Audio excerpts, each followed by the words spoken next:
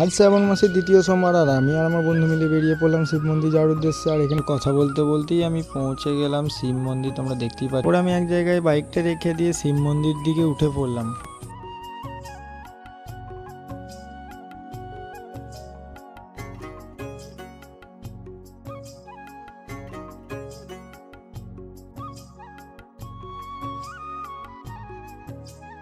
তো গাইস, এটা হচ্ছে কসবা মন্দিরের শিব, দেখতেই পাচ্ছ তোমরা। ফুল মালা এই কারণে দেখা যাচ্ছে না বাবা মহাদেবকে।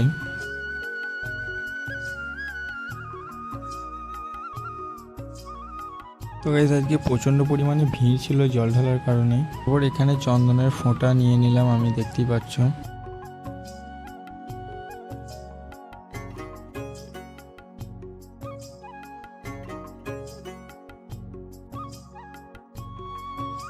তারপরে ওপরে প্রচণ্ড পরিমাণে ভিড় ছিল, সেখান থেকে নেমে আমরা নিচে চলে এলাম। এখানে দেখলাম অনেক মেলার মতন বসেছে দোকান, সেখানে আমি একটা ধাগা নিয়ে নিলাম। সেখানে আমার বন্ধু এটা আমাকে পরিয়ে দিচ্ছে, দেখতেই পাচ্ছ তোমরা সবাই।